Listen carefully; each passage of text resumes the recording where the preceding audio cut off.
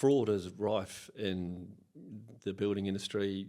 For builders, generally someone who's going out on their own and they're starting a business and they're building that business up, or, perhaps a quantity surveyor.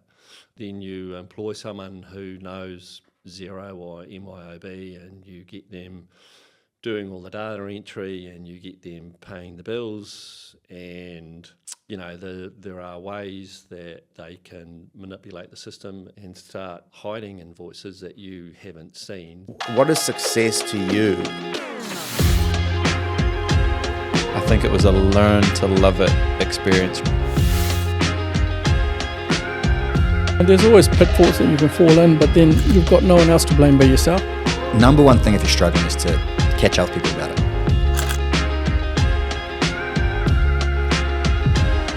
Hey guys, before we kick off, I just wanted to take a quick second to say thanks to our content partners, Abodo. You probably know Abodo from their feature timbers like cladding, decking, screening, and all those beautiful timbers that make our projects look amazing. Now, on top of all that, Abodo timber is actually grown and manufactured right here in New Zealand, and it's actually verified carbon negative. Now, what the heck is carbon negative? I'm going to be honest with you, I had to Google that. Carbon negative means Abodo actually takes more carbon out of the air than it puts in. That's got to be good, right? For the environment at least. Cheers, Abodo. You guys are actually legends. Now, let's kick off this episode. John Creighton, thank you for coming on the podcast. Thank you, and I am surprised that you would have me on here because it's probably going to be the most boring podcast. But anyway, we'll see how we go. No way. I was telling you off air that we had Henry Dunham here with his beautiful locks, For Christmas, he got like a beautiful small hairdryer because he was going camping. Yep.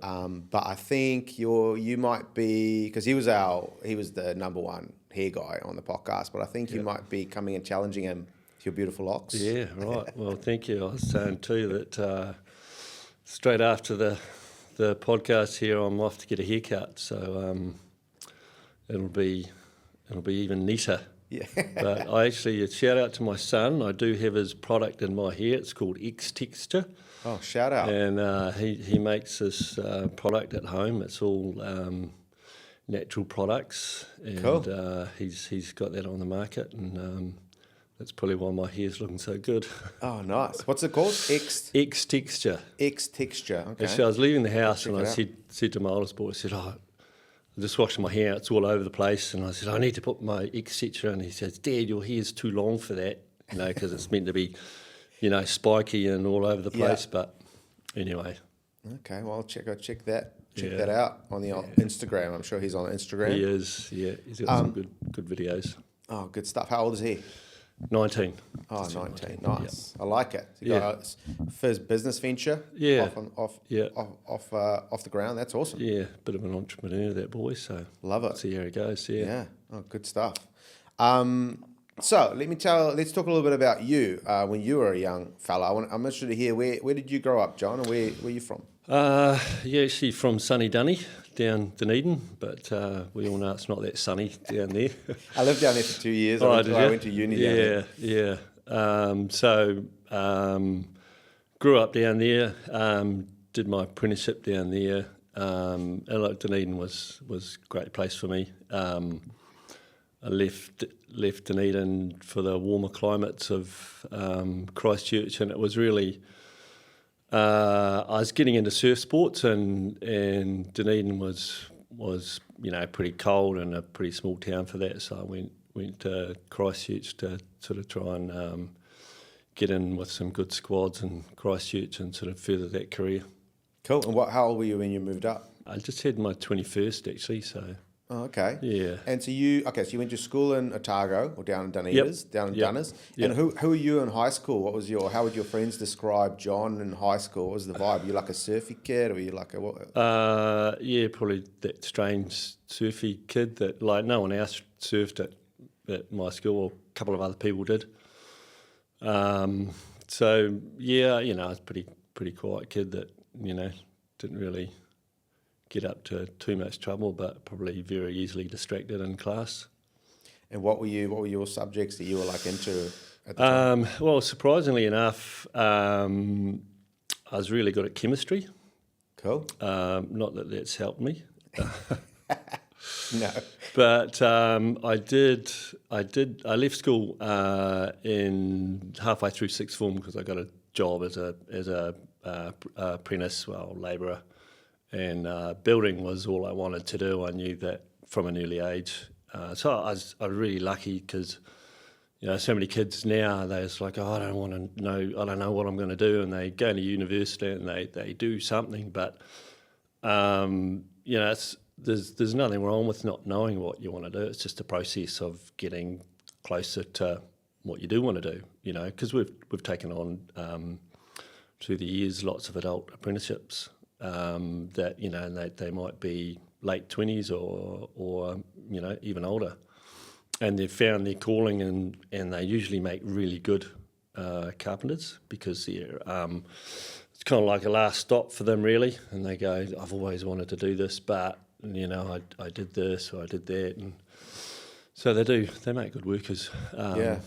So it's kind of like you're saying that it's never there's nothing wrong with not knowing what you want to do, but you wanted to be a builder. But so I just want to be a builder, yeah. So so I left school sort of halfway through sixth form, and then actually one of my teachers at school said, John, you should come back and sit some university entrance exams because you never know, you might be self-employed one day. And I'm like, oh, okay. And he said, so I think you should do accounting, maths, and something else. It definitely wasn't English because I was absolutely retarded at English.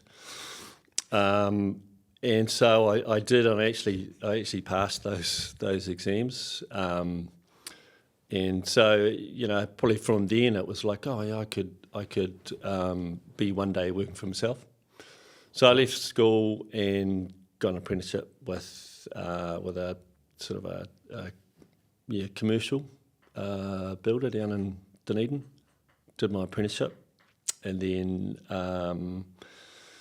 then after that I went to Christchurch and I got a job with another builder in Christchurch, and then sort of after about a year that I spent a bit of time in Aussie, just going over there for surf sports and training, and worked over there as a lifeguard on the beach, which was Where did on you the go? Gold Coast. Oh, beautiful. Probably the most boring job ever.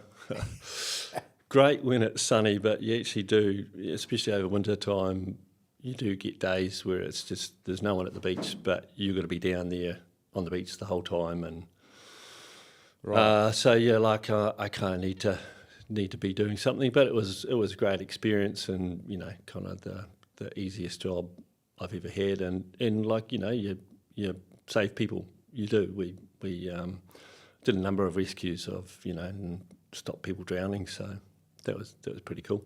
So then I finally sort of settled back down in Christchurch, and I'm pretty sure the year was 1992 that I went out building on my own, and it really was just by myself, just doing odd jobs. Yeah. What does it being a lifeguard do to you from a, because how old were you when you sort of were kind of qualified and was like a lifeguard? I was probably involved in the sport since I was 13. Right. And so I was doing that, and I was surfing, and then the lifeguarding thing. There's surf sports. Yeah. So I got into the surf sports side of things a lot more, and that led me to kayaking.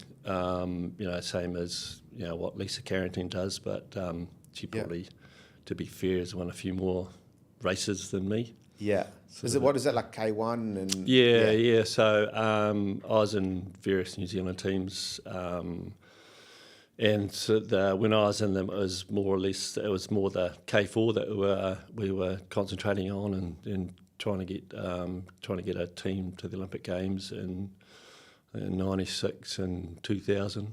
So. Cool. So there was that, and then kayaking, and then surf sports as well. Awesome. So I had a great time. I had a decade of competing in various teams and being in, various teams that went overseas and around Europe and Australia and Hawaii, and, it was the absolute dream. So Awesome. I loved it. And in the background I had my business ticking over with myself and a couple of guys, but, it was just ticking over and just sort of being a lifestyle business really, and just, taking on enough that I could control that. Because at times, we were away over in Europe for, 4 or 5 weeks kind of thing. Yeah, so you couldn't like put all your attention into I the couldn't, business. no. It was sort of, very, very much sort of a foot in the door, really. Yeah. In terms of the lifeguarding, I'm all kind of interested. Like, if you're quite young and you're out there and you're saving people from drowning and CPR and close to, I'm just kind of always wondered, like, surely that must have matured you quite fast. Like, there's probably a level of maturity that comes with a young lifeguard that you can then take into life. Have you found that? I kind of think at the time, like, I remember a few rescues over in Australia, and I rescued a guy and his girlfriend at a beach, and, dragged them in and didn't think much of it, and they came up to me and they came back the next day as well, and they're like, oh, you saved our lives. Is there anything we can do? And I was kind of like, mate, it's just, nothing. It's what I do kind of thing, but you probably don't realise the effect that you have on those people. And, there's been people I've plucked out of the water that I've just been there at the right time, and man, they're going under, and like you're pulling them up by the hand, and then you just see this big breath, and the eyes are wide open, and it's like you get them up and you pull them back to the beach, and it's kind of like, I hope you learned a lesson from that don't go out too deep. So you think at that age you didn't really even think too much about it? You were Not just at out all. there like you were just doing a job and And even now it's kind of like, like I haven't done any lifeguarding for quite a few decades. It's just, something that you do, that you're trained to do, and like I think every lifeguard likes making rescues, like firemen. yeah. They like putting out fires. Yep. So it's just, it's kind of that. So you get a buzz out of rescuing someone. Yeah. For sure. I can imagine. But we've got, New Zealand's got some super talented lifeguards that actually, proper lifeguards that go out and save lives, and they go out in all sorts of conditions to rescue people, and some of it's just pulling in bodies as well. So Yeah. thankfully I haven't been in that position, but I've got friends that have, and friends that have done CPR, and the person's ended up dying, or they've or the other way, they've saved them. But Yeah. I've got a mate in Australia he's performed CPR on 3 different people, and they've all died. But it's because they've been on the bottom of the ocean, and he's pulled them up, and Yeah. yeah. Yeah, that must be quite tough. I think that would have a bit of an effect on you. If you save them quick, probably don't even think about it. And it's probably the ones you kind of don't. But it's the ones that you can't bring back, I guess. But Yeah. like I haven't been in that situation, so I can't really talk about Yeah. Okay, what it would be like. Yeah. So you were like doing very focused on the sport. And I know that Yep. sport has a lot of, you can take a lot of, there's a lot of positives from doing professional sport or even semi-professional Yeah. sport, bringing that into business. Yeah. What's sort of the biggest, not lessons or attributes that you sort of took from competitive sports and brought into your business? I think focus and dedication would be the 2 main things, because in sport, if you haven't got the dedication or the focus to get where you want to be, you're just not going to make it. Yeah. And so it's the same in business, and I've always, I've got a few athletes that I employ, and they're great workers, and I'm always of the, for young athletes is like, well, you can't do it forever, so put your, have your thing going on in the background with your work of what you're going to be doing in 10 years or when you're retired from the sport, but that's the thing. You're a long time retired from sport, so when you're young and you've got talent, then get out there and make the most of it. And you've got a lifetime to work. Yeah. And you'll be fine. Like athletes that dedicate themselves to a sport can easily dedicate themselves to a job. 100%. Yeah, and I've seen that a lot. That people transition, they become very successful, financially successful, and in business or whatever. Just like having that same attributes of competitive nature and focus. It's very hard to be focused these days, And I mean, there's just so many distractions, so many choices, and that's probably half the problem. There's just so many choices, and I kind of think for the younger generation navigating through life with so many choices and so many distractions with, social media, that, it's always appears that someone's having a better time than them. And they're like, oh, this person's doing that. But, and behind the scenes, they're like, take the photo, and then it's like, kind of thing. At the restaurant, you see that? Yeah. I have a friend that actually, talking about the Gold Coast, I have a mate that he actually, with my other company, is actually one of our very good videographers, but he's based in the Gold Coast. Yeah. And he's got like an amazing Instagram, because he's like on the Goldie and and he's got the filters on and everything. Not that he's one of those guys, but he just happened to do a good job of everything looks really great.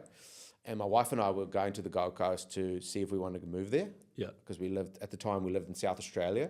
Yeah. And we're like, okay, let's go to the Goldie, do an LSD trip, look, see, decide, not an actual LSD, but look, see, decide if we want to move there. And we moved there, and it was just like humid and pissing down, and it was just like, freaking Gold Coast is shit, Yeah. And I said to my wife, I was like, I want, his name's Vakey, I was like, I want Vakey's Instagram life. I don't want it, because I went and caught up with him and everything, and I was like, I don't really want like his actual life. I want his Instagram life. Yeah. And just reminded me, you look at Instagram and it's not what you see is not what you get, Yeah. So it's always kind of been very interesting to me. Okay, so I want to now know, so you transitioned then to, so you doing your sport, and then after that, you kind of, I assume, got to a point where you're a bit more focused on the business. What year was that? And then how many guys did you have then at that point in time when you kind of came back and you were like, I'm doing business now? I finished, I guess, I came back from Australia I was there sort of 90 and 91. Actually, I'll tell you a real funny, quick story about lifeguarding there. I was sitting in the Jeep on the beach one day, and my senior guard who was with me, he comes running along the beach, he goes, quick, Kiwi, we've got about 10 out the back. So they've just drifted off these bank, and I look over there and like, here's all these people with their hand up, and they're like, fuck. So I grab the rescue board and I go sprinting down the beach, real Baywatch moment, punched through a couple of waves, and my togs fell down. So they were right down round my knees, and so the paddleboard, you're on your knees and you're paddling along, so people are dying, you got to go. So people are dying, and I'm like going out there, and so about 10 metres before I got to them, I stopped, and they're kind of like, what? And I'm like, pull my togs back up. Okay, I can rescue you now. So, I know, you don't want to be like rescuing people with your pants down. Never forget that moment. It's like, so, always do up your togs first, guys. You got to do those little ropes, never tie it have up loose nice. Pants on. Yeah. Never have loose Speedos on, so. Came back and I really started, it's like, I guess, so I started the business in 92 for myself, and then for the next 7-8 years, I was still very much involved in sport, and it probably wasn't really till late 90s that I stopped. I retired, from being in teams, and then concentrated on building, and. So I met my wife through sport as well, which was great. We have the same values, and she represented New Zealand and various teams, and was an absolute star sort of thing. So I was pretty lucky there, and so we got together, and she's from Red Beach, and so we settled in Christchurch, and it was sort of like, okay, it's time to get on with it now and start building and start making some money. So, I just slowly started building up a team from there, and the work that we did just got better and better, and you just kind of build a reputation for yourself. Yeah, And and then you at that time, because you were doing the business, then you're also doing the sport. Yep. So were you already kind of like in a mindset of like, I have to set up a business that can run outside of me being there? Yeah, it's definitely. kind of Yeah, good, right? Yep. And then it was like, well, I can't go too big because then there's too many things to deal with, and there's too much risk. So it was just like, just tick along with 2 or 3 guys and make sure they know what they're doing and they've got all the information, and that they're capable of doing this particular job, and then I can head overseas for a month and do my thing, and then come back. And So were you on the tools when you came back, or no? yeah, I was. Yep, I'd be on the tools. So you sort of do one job at a time. A few Yeah, guys? it was pretty much at that stage. That's all I wanted to focus on, was just doing the one job and doing that right. The risk was spreading yourself too thin, and mistakes in construction are costly.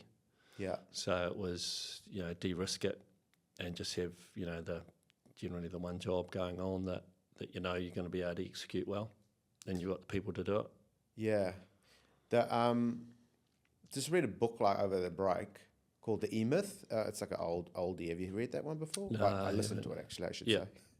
And it was very interesting because it's just like, it's just a foundational stuff, right?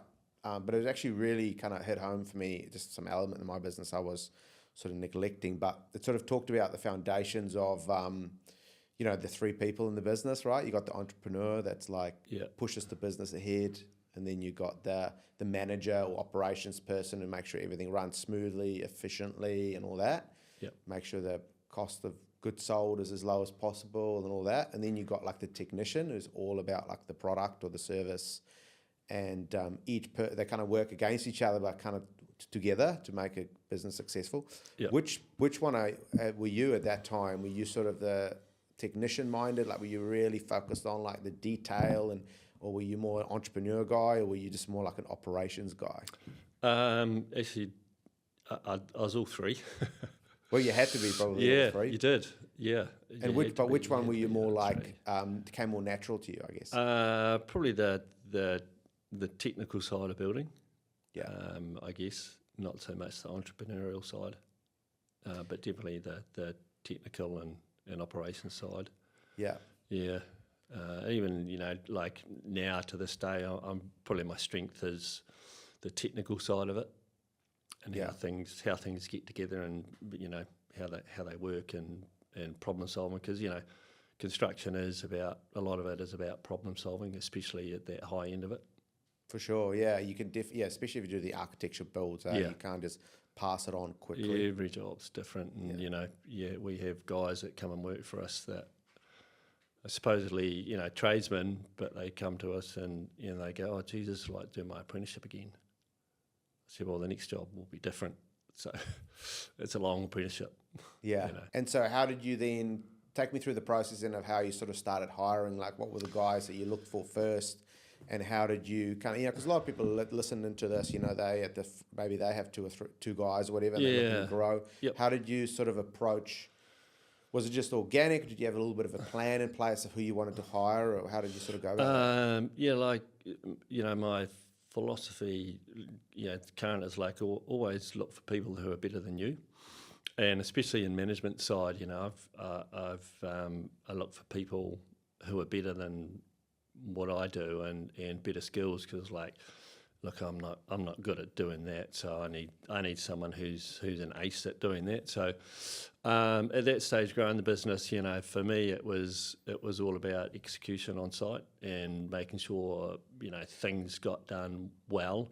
And so what I would do is I'd get another builder on, and I was like, okay, I want to train this guy to be a foreman on another site. So I would get him to work with me on site, and then I would gradually kind of leave him, I'd leave him for a day and leave him for a few days, and then you'd soon know if that was the guy who was going to be the foreman on the next job, and so I would train them up, and it might be months or it might be a year or two, but you had that goal of, and we still have that goal of like who is going to be the next foreman on our next particular site. So we're always looking to grow people into better roles. And it could be some apprentices that we've taken on. They're superstars, and they come on and they end up being some of your best foremen.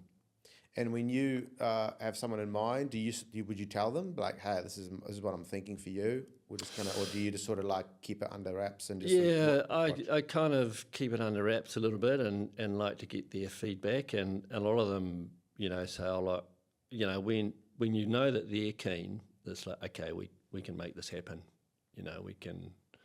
we can put you in this position. But and then I've had some guys that like, man, you're going to be awesome, but they're like, I don't want the pressure of being a foreman, because it is, because when you're the foreman on a site, you're then thinking about the job, because you're responsible for it and you're responsible for those guys, and then you start thinking about it at night and you carry that work home at night.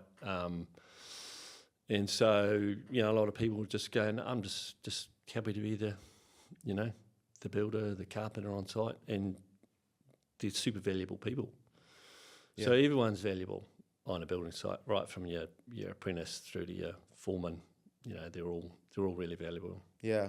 And even like what we're talking about, those three people, is kind of just knowing who you are and what your skill set is. Yeah. And then just leaning into that and not try to be someone that you're not. And so, okay, so you that's how you kind of build people up. So are all the staff that's come through, do they all start as apprentices and work their way through, or do you hire qualified guys normally, or how do you do that? Yeah, we have a lot of success with getting apprentices, and some of them take a while, and probably working for a housing company type of place, they could probably finish their apprenticeship in 2 years. Yeah. But some of the houses that we build take at least 2 years to build, and by the time they sort of get to the end of it, they've almost sort of like maybe haven't got the skills of some of those things that they need for the next job. The next job might be a hill site, and they're like, oh, I haven't worked on a hill site before, or just various different things. So working in that high end architectural space, skills are everything. Skills pay the bills, sort of thing for a lot of guys. Yeah, it's very interesting, because it's gonna take them longer, but they're gonna set themselves up for something awesome in the future. Yeah, but because they don't get the repetition, right? Yeah. But guys can maybe get the apprenticeship much faster working for, like you say, a volume builder or something. Yeah, definitely. What's at the other end of that, right? Yeah. So the guy who's coming through, they see the foreman and they say, oh, I want to be that guy. I want to be the guy making the decisions and talking to the client and driving the ute, and and so that's if they're inspired by that, then generally they'll let you know, and you go, okay, I'm going to keep an eye out for you, and maybe we'll get you to run this little job, and we'll give you little steps to carry on. That's we don't have a sink or swim. How are apprentices today than versus 10 years ago, in your opinion? Like, what's their vibe like? What's their approach? Are they, Well, actually, at the moment, we've got such a great bunch of guys. They're all really keen. They're all really good guys. So, we're pretty lucky at the moment. But there's a lot of stories out there, with guys that just have no backbone kind of thing.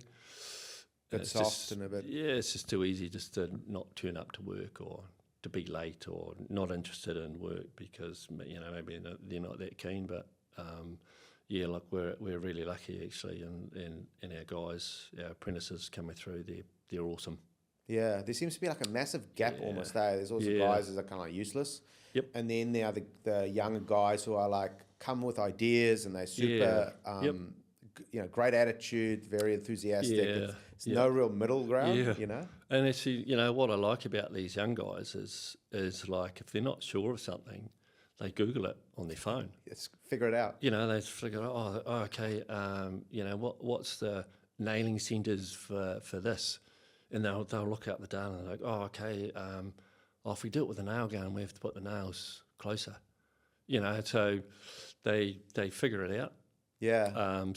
Technology is great, and everyone's got an iPhone on site, sort of thing. So even with AI now, right? You can. Yeah. Very soon. Already you could pull up ChatGPT or something, and you could probably ask questions, and maybe like 8 times out of 10 they'd be right. Yeah.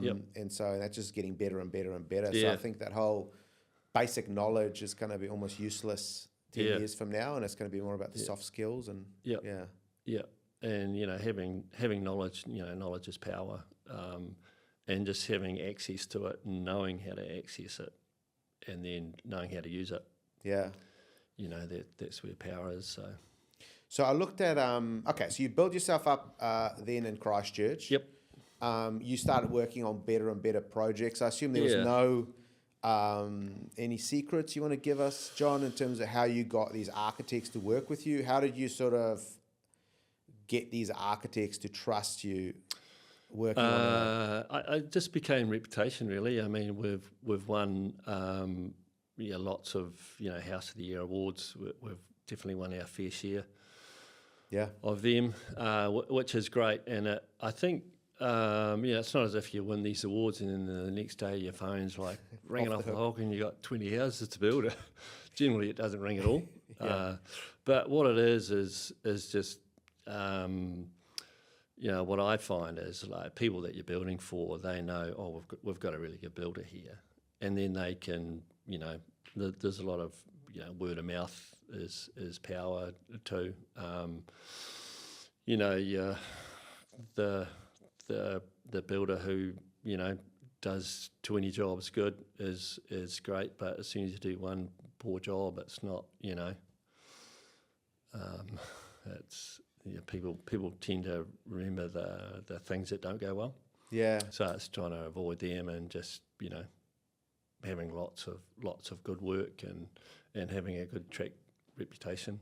Yeah. And then then you get to work with these architects, and it's really bending over backwards. Yeah. For them, and really doing your best to make sure that you're doing a good job for them, and then they give you more work. Yeah, 100%. It's like the whole classic thing of like your best form of marketing is you're doing a good job on the project you're doing right now, right? Because that sets you up for the next one. Yeah. And so did you have like an architect that sort of gave you took a leap of faith on you first, or did they give you a small project or renovation and then that went to bigger projects? How did you sort of transition? Actually, probably be fair, the best, the pretty earlier on, one of the architects that we got involved with that does high-end work and they were doing a lot of residential work was Wilson and Hill, and it was David Hill from Wilson and Hill, and we actually knew each other through surf background. Cool. And so he was probably one of the earlier, true architects that we worked for with his firm. And that relationship is still going strong. Like I built his house in Sumner, and it's an amazing house. It's more a sculpture than a house. It's truly amazing. And David designed our house in Red Beach. That relationship is still going. We've built a lot of properties for Wilson and Hill. Yeah. And you've done a few other ones. You've got a few. You've worked with a bunch of, star architects around the place. Yeah, we seem to. We don't. Look, I couldn't name them all, but we've done some really good. We've been fortunate to work with some really good ones. I mean, RTA, Richard Nash, fantastic architect to work for, and these guys, they're just so creative, and you're like. You're doing something on site, and then actually I think one of them at one stage said, I said, God, how do you come up with that? He said, well, that's why I'm the architect and you're the builder. You know, and it's true. It's like each to their own, and you know, they're sort of like magicians, some of them, with the creativity that they have. They're awesome. Yeah. And why do you think, if you can think objectively, why do you think architects love to work with you? Like, what are some of the attributes that you have, and obviously that's an extension to your team and everyone, that the architects just enjoy working with? Like, what are those sort of intricacies around that? Look, I think they know that we care about the job. We run it pretty tight. I think they like the guys that they work with. They know they're going to get a job, you know, second to none, I guess. And they know they're going to get a great outcome. So I think, you know, the quality that we can produce is probably the best thing. And when you work with the architects that you work with, is it a lot of it very much like you say, it's sort of, they got their detailed drawings and the interior drawings and everything, and you just sort of stick to that and build that out? Or is it very like more fluid in terms of like changing a lot on the fly? And how do you guys... you know, some of these houses that you do for architects, there's, you know, multiple variations and yeah. You know, that's, you know, when the client sees something taking shape, they might go, oh, actually, can we move that over there? I'm going to change the configuration around of this bathroom, and you know, so then they go back to the architect, and there's a site meeting, and you know, this is what we're going to do, and we're going to change that round, or we're going to add this. So yeah, it's all about variations. Yeah. And then also, you know, being able to then produce a price for that kind of instantly, and get approval before you set about taking that task on, and they go, what? I didn't think it was going to cost that.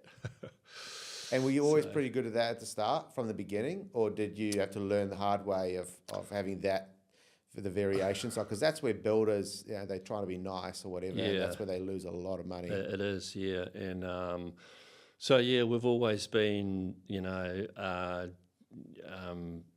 very focused on letting people know up front, you know, what something's going to cost.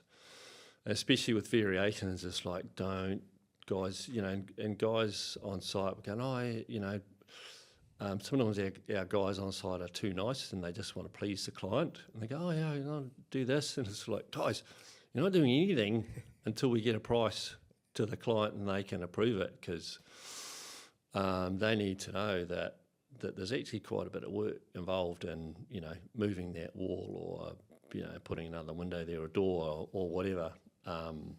So they need to know, you know, what the cost is before we do it. Yeah. So yeah, we're pretty good. I'd have to say we're pretty good on getting variations to clients before we do anything. And a lot of our jobs have the architect supervision. So we love those jobs because working under NZIA contract, you know, there's it's pretty well detailed out, you know, different types of variations, and it might be, you know, you have your different types of variations, like you're digging out on site and you're digging the foundation. It's just like, and the geo comes along and goes, oh, look, you're going to have to go a metre deeper here or a metre wider, and so the digger's sitting there, so it's a phone call, hey, look, the geo's been on site and we have to do this, and so it's a variation that you go ahead and you do it, and then you produce a price, and that's sort of agreed as a type of variation in the contract. And then there's other ones that, you know, it's like it's coming up, oh, actually we're going to change the bench top to a different type of stone, and so, you know, that might be priced up, you know, a month or 2 months before it's going to happen. But then there's the other ones that are on the fly. On the fly, and you've got to get a price to them within a couple of days. So there's a bit more structure with the NZIA contracts. Just work, and generally working with architects. Yeah, there's a lot more structure. bit around contract administration side and all that. Yeah. So I guess when you're not working with it, we tend to take that role on ourselves as far as variations and making clients aware. And the same, people go, oh, this is a cost plus job. It's awesome. And it's just like you got to be really careful with them, because that client might be thinking he's spending $1 million, and then he's up to $1 million and like the roof's only going on. So we always give an indicative price as to where that job is going to go. So basically, we like to get as much of it fixed as possible. And then the roof's going to be the roof, and whatever sort of thing. And then we can, as the job goes, we can go, that was to budget. The reinforcing was exactly that, because there were no changes. But the electrical, hey look, the wiring wasn't what we thought it was going to be, and we're going to have to do this. And we had a budget of 20, and it looks like you're going to be spending about 30. But you also wanted all these extra lights in and stuff like that. So it's really making them aware, and then we tend to do the labour on a cost plus, but we'll have a sum in there, and we'll go, look, we're running pretty good, or look, this is going to be quite a variation, because now you wanted all these walls lined in TNT or something, so there's quite a bit of time involved in that. So you're going to spend a lot more money on this. So to keep an eye on that, the financial aspect, do you guys run spreadsheets? Do you guys run like project management software? Yeah, we do. We have project management software. What do you guys use? Microsoft Project is it. And then we run spreadsheets, and then the bulk of our jobs we do a back costing as well. Cool. Yeah. And what do you guys, in terms of the contract side of things, because I'm just so interested to know all these things while I have you here, but like the contracts, how do you guys structure, like is most of it just sort of NZIA contracts? Do you guys put any additional clauses? How do you safeguard yourself against risk beyond just doing the normal things? Well, you got the NZ Institute of Architects ones and Master Builders contracts. And then you've got your, what's the other one? Your Certified Builders? There's NZCB New Zealand Standards contract. Contracts are only there when you need them. And, most of the time we don't need them. Yeah. So that's just, like everyone's aware, you can't do a job without a contract. I think the minimum value of a job you can do is about 20 or 30K without a contract. So, like I said, a contract's only there when you need it. Yeah. And, luckily we haven't had to go back on referring to what the contract says. Yeah. Oh, that's good. That's good to know. As long as everyone's aware of it and, payment schedules and stuff like that, then... Yeah. And talk to me about your team at the moment. So the structure of the team, like how many guys have you got? How many projects are you sort of running? So we've got, there's about 20 of us at the moment, and I've got an admin personnel, and then I've got two guys in the office. One's QS, project manager, and the other guy's a project manager, and basically looks after everything else in between. And what's your day-to-day look like then? So this morning went for a paddle out on the ocean. Love it. Come in to do a podcast, and then I'm going to go and get a haircut, and then I'm going to go and have a look at some things in site. And hopefully my wife will agree to have lunch with me today after I've tidied myself up with a haircut. Beautiful. Yeah, so that's today. But so I'm mostly based in Auckland now. So next week I go down to Christchurch and spend a few days down in there with the team down there, and it's really just knowing what's going on, I tend to look at it from 1,000 miles up kind of thing, making sure everyone's doing what they need to do, and if anything, if anyone wants anything, and just don't drill into the detail too much, but just need to know what's going on. Everyone's happy, everyone's doing their job. What have we got on? What's coming up pricing wise? I'll go over with Paul some of the jobs that we're pricing, and then every job that he prices, generally we go over. How did you get to this figure? And we'll get a plan to price, and I'll have a look at it as well, and we'll look at what's tricky in it and what's not, and yeah. So you're very much involved with the front end. So obviously new clients coming through, keeping a relationship with the architects, helping with the pricing on more complicated projects. Yep. So that's what I do, in Christchurch. And then up here we've just got a small team, and so I am on site quite a bit building, which is kind of my first love, I guess.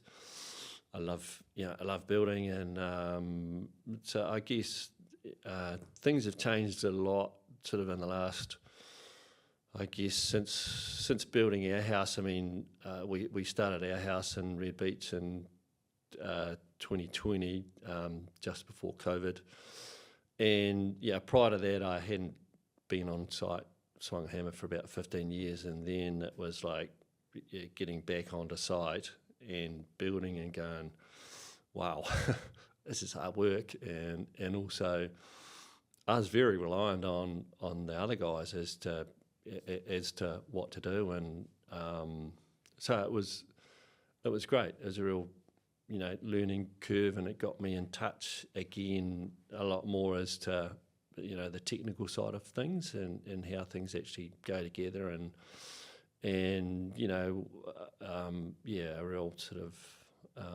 at the coalface look at how buildings are built, because that can be a danger as guys lose touch too much. You've been in it for 30 years kind of thing, and you can lose touch as to what's going on and what's happening in the real world. Yeah, and what elaborate on that? Why is that? Why can that be problematic? Well, I guess it's detail and what it actually takes to build some of these houses, and how much time, downtime there can be in actually figuring out detail.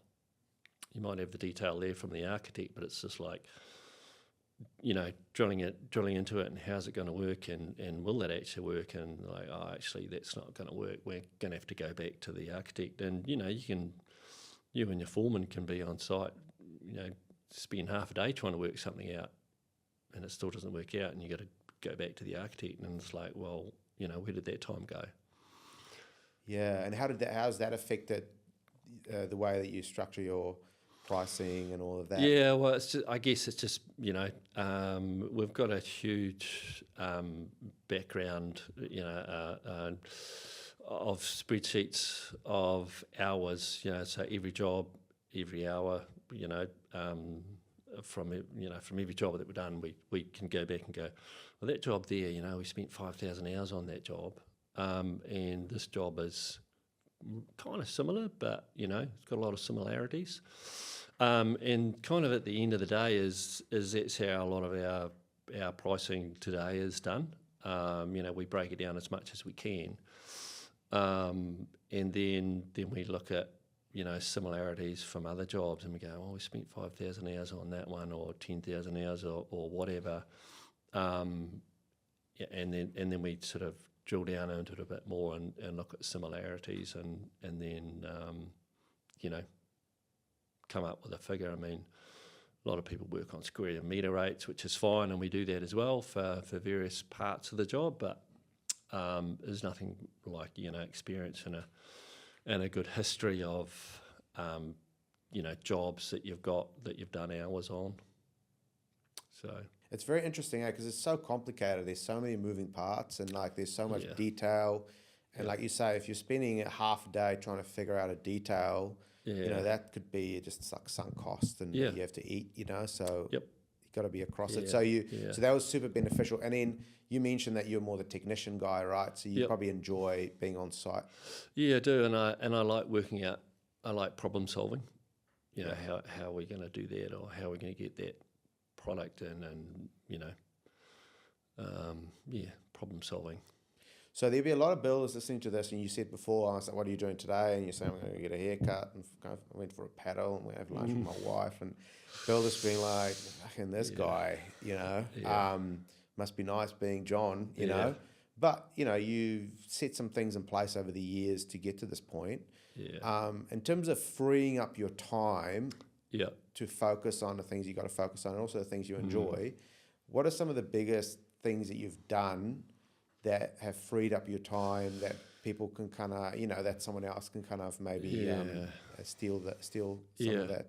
Oh, look, you know, today is a real exception for what I normally do. I mean, you know, I've absolutely worked my ass off, and especially, you know, when we were building our house, you know, and I was working on our house for, you know, 7:30 till 6 o'clock at night, and then I was coming home, and then I was catching up on a bunch of emails, and you know, we had some big projects going down in Christchurch, so I was working, you know, a shit ton, and working Saturdays, and I really worked my ass off, but I'm kind of in that position now that I've got our house done, and that was a massive project that ended up taking, you know, 3 years because we had COVID, and we had a couple of lockdowns and material shortage, and I couldn't get product, and so it just really dragged on, and I was really keen to not substitute the product, and I just wanted to wait till we got what we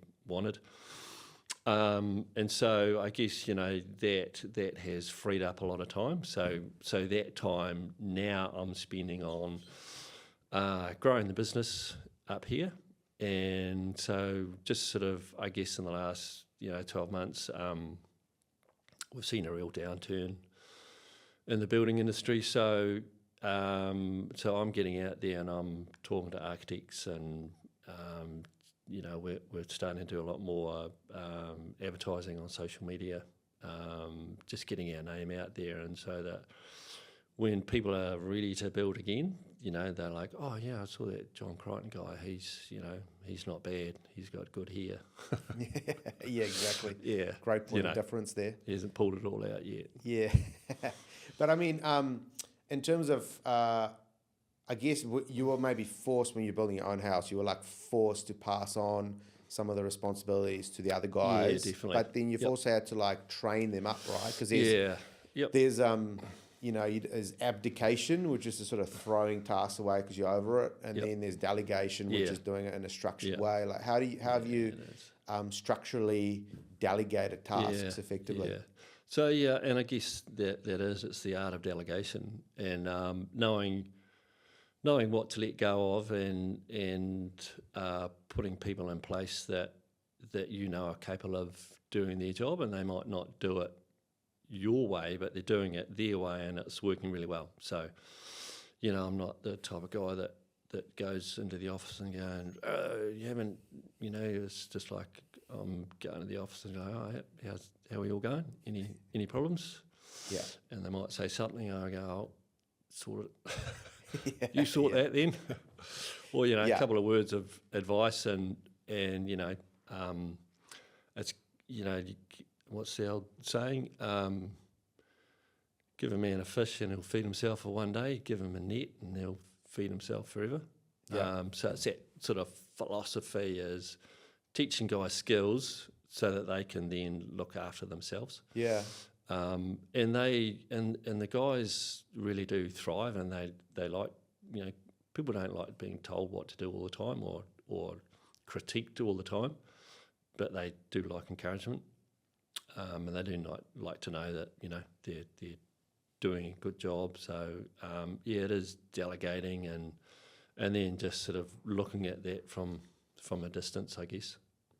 I think it's really important now, because a lot of builders start as technicians. You know, no one that runs a building business went and just bought a business, looked at the numbers and Yeah. how they're running the Yeah. business. Yeah. They all started as technicians. Yep. And that transition from being the technician to the business owner and letting go is a very difficult one, right, for a lot of builders. 100% it is, and you can't get to where you are. I mean, I've been lucky and pretty successful, and I've done that with trust and putting guys in place that you've got to have faith in. You've got to have trust that they're going to do it and they're going to look after your best interests, but also they're keen to do a good job. Yeah. So when you, I'm just a little bit interested in figuring out so currently the market's gone down a little bit. You're going to come have people reach out to you, maybe even clients that are at the beginning, right, of the process of looking to build, or maybe an architect reaching out. How do you sort of demonstrate your value, and what would you put in, even if you have like a proposal that a pricing proposal, I assume you have more in there than just numbers. Like, how do you demonstrate your value out, and how do you get people to choose you outside of just like the number at the bottom? Yeah. Really, it's getting them to choose us is making them aware of what we've done in the past. Client references are great, but generally, if they're kind of dealing with us, they already know. But they're not, just picking a number out of the phone book sort of thing. So generally they'll know about our history and awards that we've won, and if they're working with an architect, then they'll generally know about us as well. So what we like to do is get an early contractor involvement in a project, and so we'll say to that client, the architect, say, hey, look, you get your concept stage done. Don't get into working drawings. Get some, engineering around it. What type of foundation are we going to have? Steel beams. Just some sketches. A bit of a brief on, finishes and stuff like that. Outside cladding materials, but no detailing. So you've got a reasonable concept, and then what we say is like, well, we'll price that for you. And then you could go, and we say, so we'll price that for you, and we're going to charge you a fee. But if the project goes ahead with us and we're building it, then we'll take that fee off the first progress payment. And they're like, oh, well, that's good, because, like your architect's getting paid, everyone else in the room's getting paid. Why should we do everything for free? And so there is a there's a certain amount that you do for free, but people will just keep asking and asking and asking, and then you don't get anywhere, and it's just like, God, that was a waste of time. So if you can put that out right from the start, that okay, we'll help you, and there's going to be a fee, but if you go ahead with us, we'll deduct that from the first progress payment. Yeah. So what we like to do is early contractor involvement, and then people will say, oh, the budget was $2 million, and this is about $3 million. So it's basically how can you make it smaller, or how can you make it cheaper? And it's really back to the drawing board. If you shrink it by 10%, the price won't shrink by 10%. So it's back to the drawing board, or they might go, yeah, look, that's kind of within our budget, or it's better. And we can say, they go, oh, we really want a concrete mid-floor, and what's the difference in cost? So we can give them those costs and go, oh, you're going to spend an extra $100K or something for a concrete mid-floor, Yeah. And they go, oh, okay. Where else could you spend that money? You'll have the same looking building, and there's things that we can do for sound density and stuff like that to make it feel like a concrete floor, So it's giving them options and then giving them prices. But, we've been involved in too many projects that they've gone, to consent stage, and the client's thinking they're going to spend $2 million in it. My QS is ringing me up and going, John, I'm embarrassed to give them this price, because we're the nominated contractor. They want us to build it, and it's like $3.5 million, and I don't want to give them the price. And I'm like, God, so we look like the bad guy. Yeah. And no one wins. The client's probably spent $300,000 on design fees, and So we really encourage people to get in early with the architect and a builder, preferably us, of course, and get some numbers around where the project's heading before they've dived into getting working drawings done, and because that's when you tend to spend the real money. Yeah. And if you've done that, and then your project's $1 million over budget, you can't just tweak it to save $1 million. Yeah. It's a full redesign, and then that money's gone. Yeah, I've just talked so much often about we've had these conversations a lot with builders, so because the system is pretty much set up in the way that's not really in the best interest of the client. If it's sort of like get all your drawings done, get 3 quotes from 3 builders, like it's just not really, it's not really a great way of It's not. building. It's terrible. Yeah. And so, Yep. what you're saying there is like the perfect way. Yep. Early contractor involvement, Yeah. design to budget. Yeah. That's the best way to do it. And at the end of the day, we just want a great result. We want to make money. We want to make sure the client gets a great job, and they're not going to have any issues moving forward. And they know exactly what they're getting. And then the architect looks really good because he's designed something that's in their budget. 100%. So in terms of your business, what sort of because you're a more high level guy now, Yep. you look at everything from a bird's eye view. What are the numbers that you look at that are really important to you? Is it about, obviously net profit, and the end of the day is the most important number, but anything outside of that, is there any numbers that sort of make you feel like you're on the right track? Like I say, we back cost most jobs, and we go through a job, and we make sure that our roofer has charged us exactly what he's charged us, sort of thing. So going through everything, making sure that it is, Well, we talk about that. We had a little bit of a chat off air as well around fraud, and we can't go into too much detail, obviously, because of there's court cases and things happening, but fraud is probably something that that builders don't think of a lot, because especially when it comes to their finances and bookkeeping and all that sort of stuff, because builders are generally, not all of them, but a lot of them may not be great at admin, and so they just want to, once again, abdicate that off to someone else. They don't want to think about it, and then they maybe trust their, whether it's an accountant or whether it's a bookkeeper or with people dealing with the money too much, or even, like you just mentioned, a supplier sending you the wrong invoice or whatever.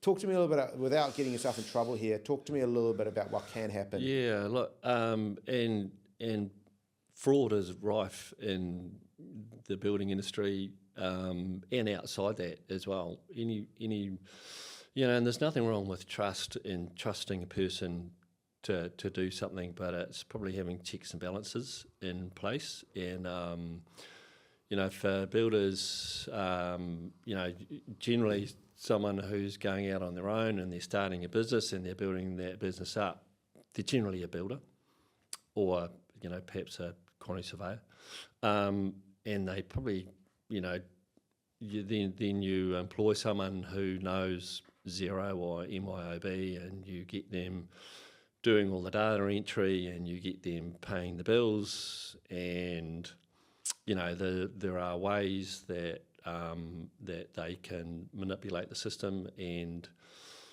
start hiding invoices that you haven't seen. So so what can happen is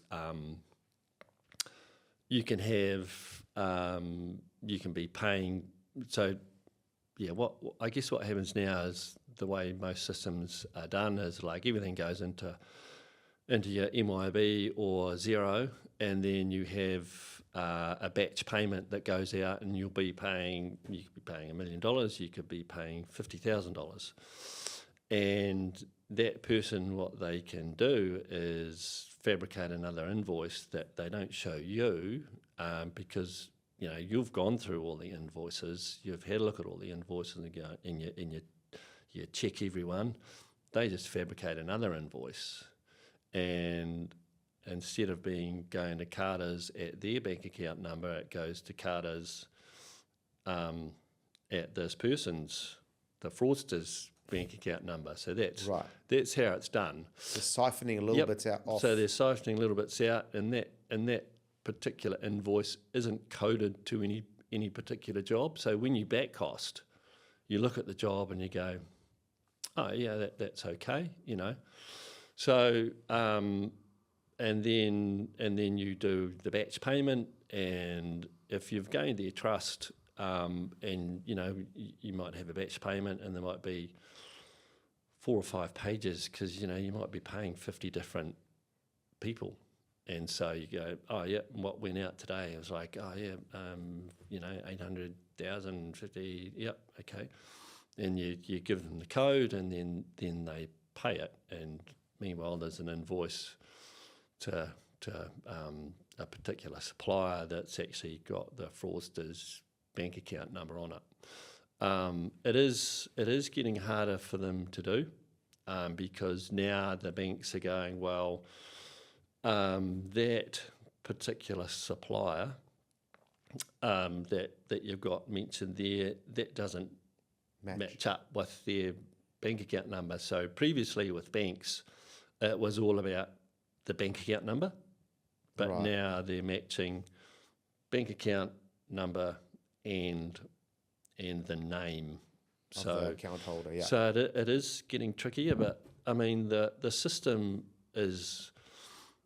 broken in the fact that there's no dual step authorization for your person who is in charge of doing your accounts to get authority to put in a new bank account number that a payment is going into. They can create that. And so, you know, for Xero and MYOB and those various accounting systems, it's a big hole, it's a big flaw in their system because at the end of the day, they're allowing it to happen. So if every time a bank account number or a new payee was put into the system and the boss had to give authorization for that, you know, for that new account, they'd be going, okay, who's this going to, and what's this for? What do you mean? We're already paying that supplier. Why would I be paying it to a different bank account number? Have they changed their bank account? Or firstly, why are we creating a new one? And why are we creating a new one?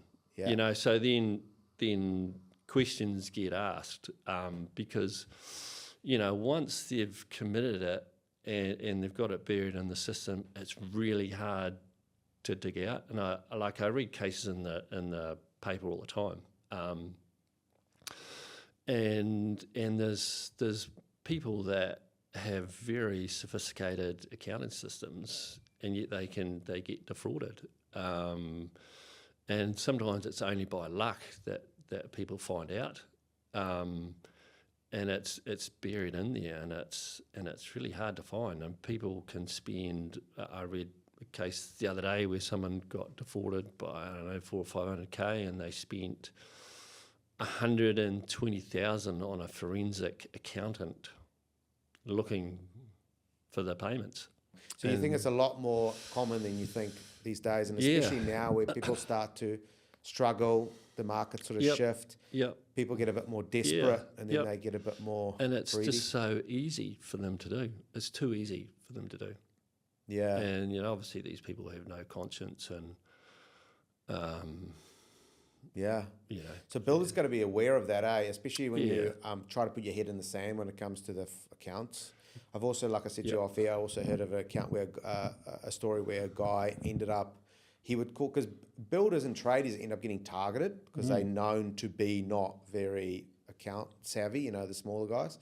And so, you know, so this guy would call builders and tradies and talk to them, say, hey, you have an outstanding account, like an outstanding bill for these marketing services from 20 months ago that hasn't been paid. If this doesn't get paid like this week, we will take legal action. And a lot of builders who may not be across their accounts may just go, oh, how much is it? And they'll be like, it's $300 or something, Yeah. and they would just get them to pay it over the phone Yeah. to let that problem go away. And they had like full call centers set up and calling these builders, making hundreds of thousands of dollars a year of just this fraud. So always be, I guess people just need to be aware of that aspect as well. 100% they do, and it's and it's like if you're not sure or unaware, then talk to someone, get some help on it.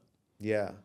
So in terms of where you're at now, John, like what sort of gets you out of bed now? Like what drives you and what motivates you to sort of keep going now every day? Look, I still enjoy the process, and I still get excitement out of getting new awesome jobs. And lately they've been few and far between just because of the market, and we're doing a lot of work at the moment that we don't want to be doing, but it's paying the bills. We're doing lots of insurance stuff. We're doing fire damage rebuilds and stuff like that. We're doing some very unglamorous work, but at the same time, we're doing some awesome stuff as well. It's learning. You just learn all the time. We just finished some passive houses. We did an awesome job of some passive houses, and that's a different level. I did a passive course up here in Auckland, and then went back down to Christchurch. And one of my guys, Adam, he was an absolutely superstar on that because I knew he had the detail. I knew he would not let anything go, and he's so thorough. And so you do a blower door test, and I'm so proud of the guys because the target is 0.6 air changes. And so we got 0.18 and 0.2, which is pretty much, wow, like it's almost unheard of. So that means that those guys have done an absolutely awesome job, and the clients are absolutely stoked, and the architects going, wow, this is fucking amazing. So that's job satisfaction right there, and where I like trying to upskill as well and learn new things and how things go.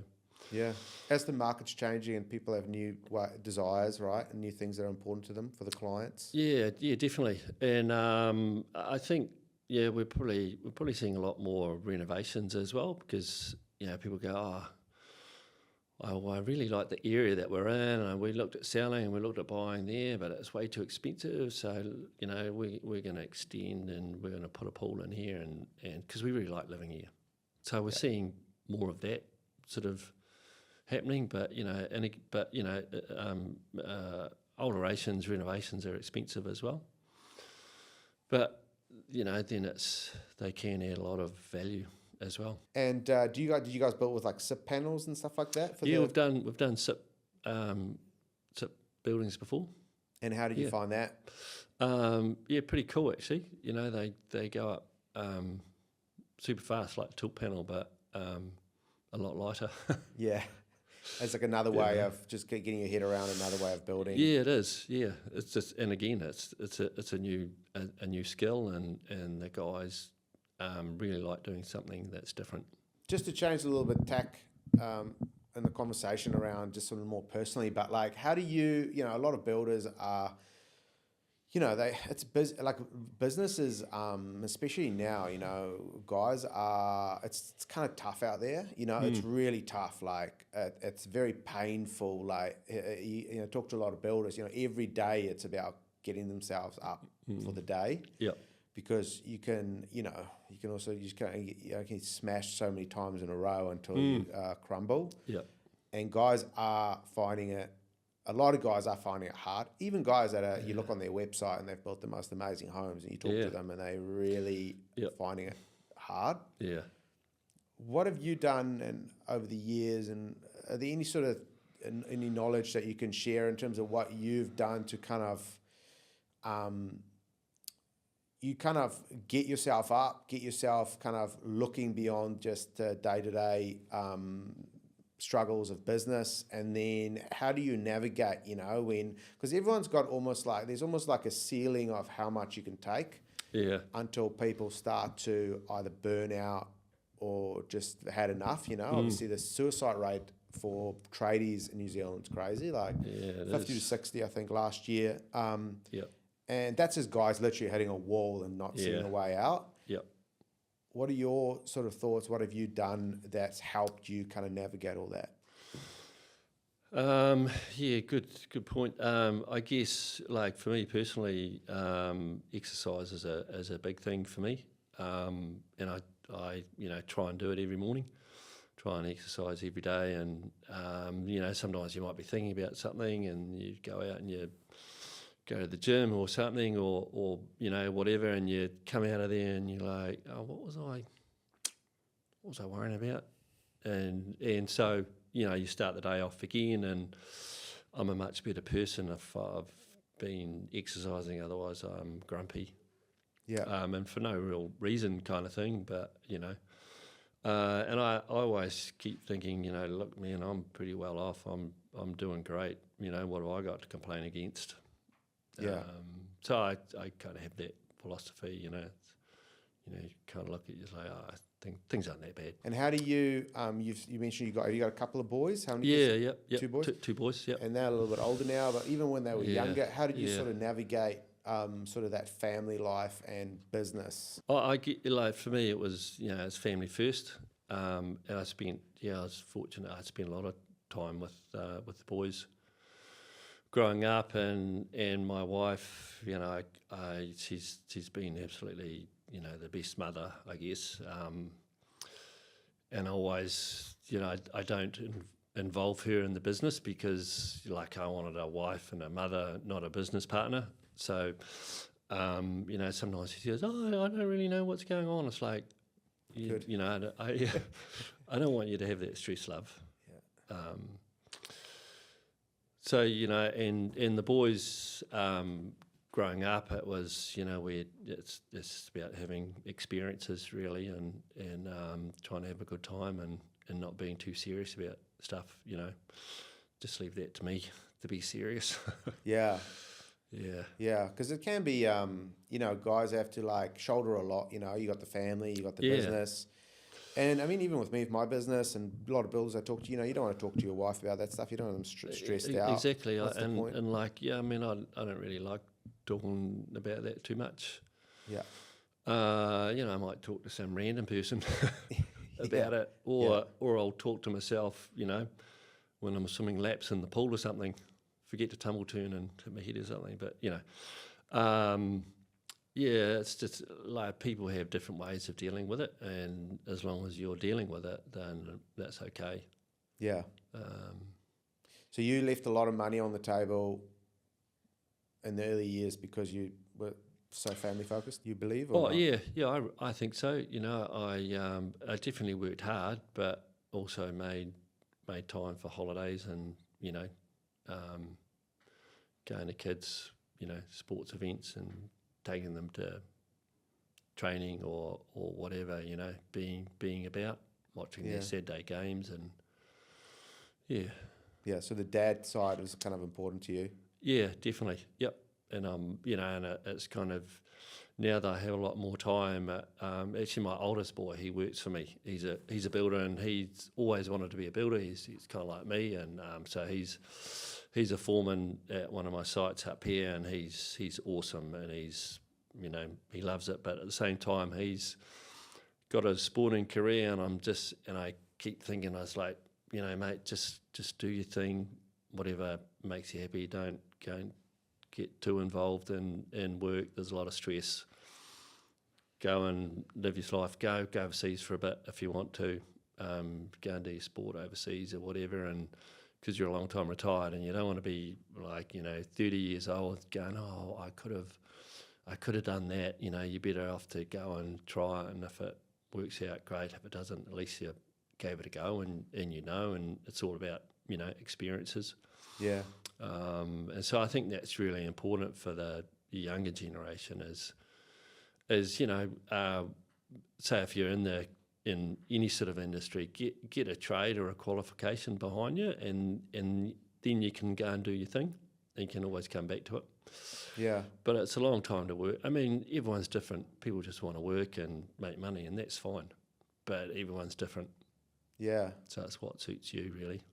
100%. And in terms of the, while we're on that topic, any bit of last business advice, people don't tend to like to give advice, but you've been in the game since the 90s. You've been around a long time. There are people that are 3 years, 5 years, 10 years into running their construction business. Yep.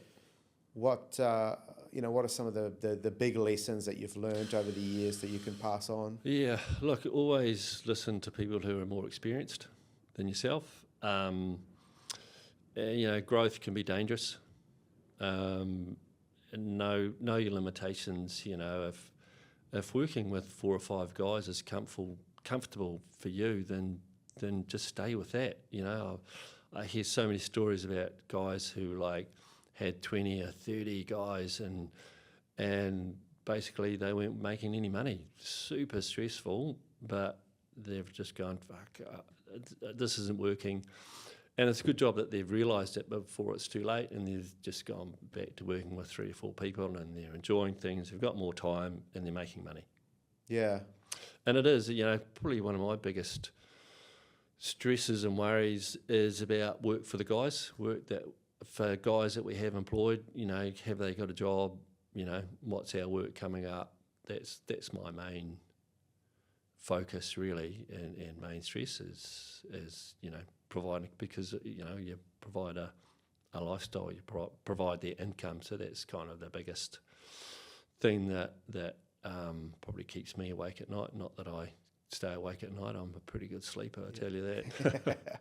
Oh, that's awesome. Well, I appreciate you coming on. A lot of builders, lately I reach out to a lot of builders, and there's a lot of successful guys that sort of come back to me, and it's fair enough, that say, hey, things have been a bit tough, I'll come on a little bit later, I don't want to come on now. Yeah. But now is the time to come on, because now is the time where people can be honest, and guys struggling, you can actually add value to those builders that are listening in, and no one wants to listen to a podcast of just a bunch of builders coming on saying, yeah, I'm killing it, I'll smash this, smash that, and then that doesn't help anyone. Yeah. So I think that element of talking through when things went wrong and when things are tough is kind of important. Yeah, I've worked my ass off, and I've had my ass kicked a couple of times,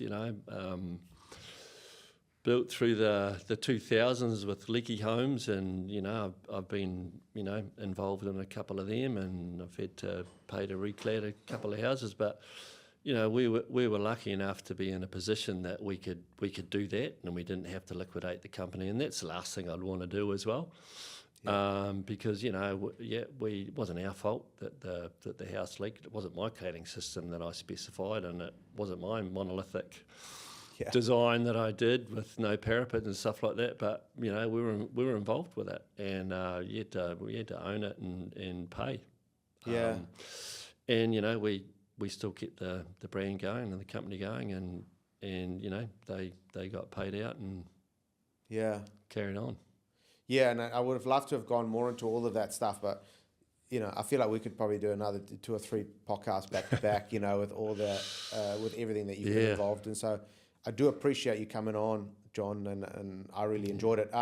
I've got some quick rapid fire questions before I let you go, if you're happy for me to shoot through some of those. I'll probably give you a good answer tomorrow, but we'll see what we can do with today. Okay, it's just got to be quick. Okay, so remind me then, how big is your team?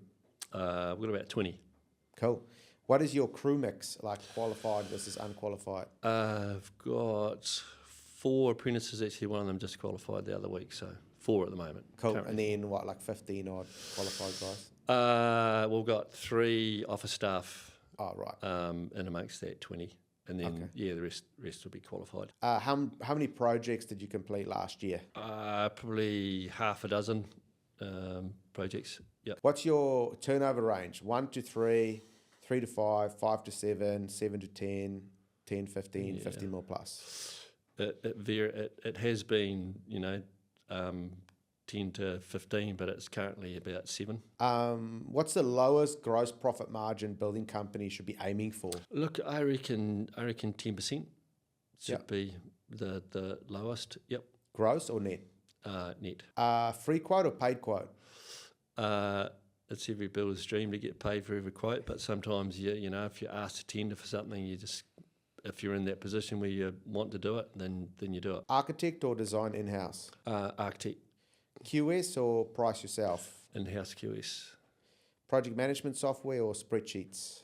both. Fixed price contract or charge up? Both.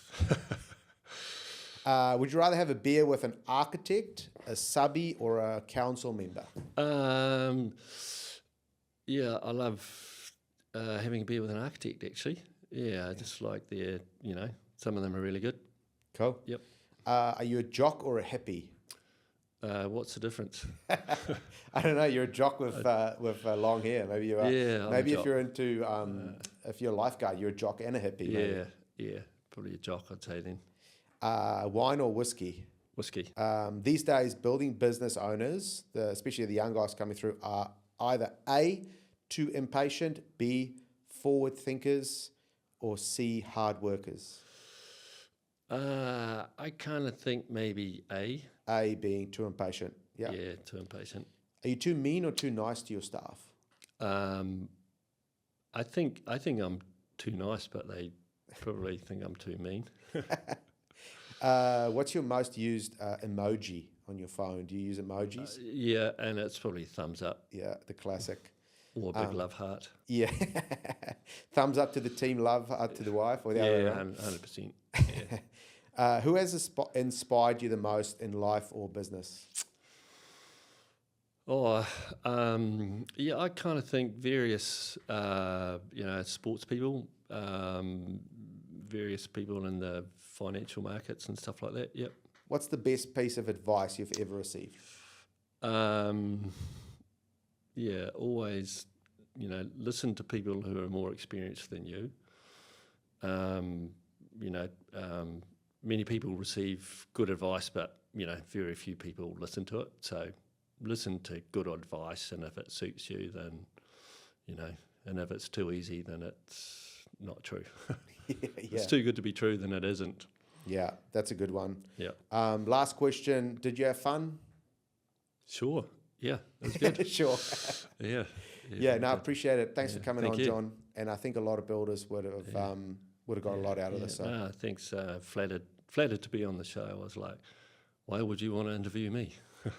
Yeah, no, I love it. Yeah. And we finally have another hair, a beautiful hair model that's going to be fighting for the hair of the year and the end of the year awards. Hey, Dan. So appreciate that. Thanks. Cheers. Cheers, man.